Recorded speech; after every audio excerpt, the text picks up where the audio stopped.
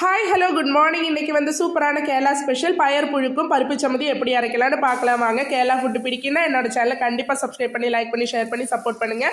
First of all கஞ்சிக்காக அரிசியில் போட்டுட்டு இப்போ வந்து பாசிப்பயிர் கடையறக்காக பாசிப்பயிர் போட்டிருக்கேன். கொஞ்சம் வெங்காயம் 2 பச்சை மிளகாய் கொஞ்சம் தனியாத்தூள் அதேமாதிரி கொஞ்சோண்டு மஞ்சள் தூள் சேர்த்துட்டு நல்லா வந்து பயர் வந்து வெந்து உடையணும்.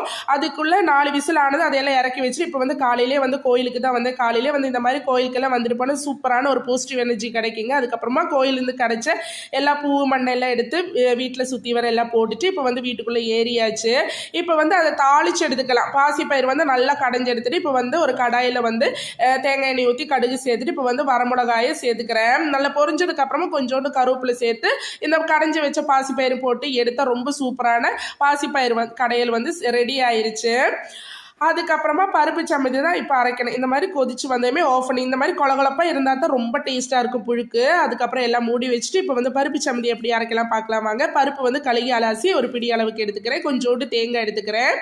அதுக்கப்புறமா ஒரு 1.5 ஸ்பூன் குட்டி ஸ்பூனில் 1.5 ஸ்பூன் மிளகாத்தூள் கொஞ்சோண்டு உப்பு 2 பல்லு பூண்டு எடுத்துருக்கேன். கட் பண்ணி போட்டனால 4 பல்லாக தெரியுது. 2 பல்லு பூண்டு போதுங்க.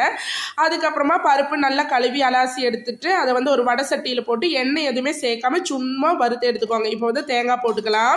அதுக்கப்புறமா வந்து மிளகாத்தூள் உப்பு பூண்டு இதையும் சேர்த்துக்கோங்க. அதுக்கப்புறம் வறுத்த பருப்பையும் சேர்த்துக்கோங்க. எண்ணெய் எதுவுமே சேர்க்காம ரொம்ப சூப்பராக இந்த சம்மந்தி வந்து ரெடி ஆயிரும். கேரளா ஸ்டைலில் ரொம்ப டேஸ்ட்டாக இருக்குது கஞ்சி கூட சாப்பிட்றதுக்கு.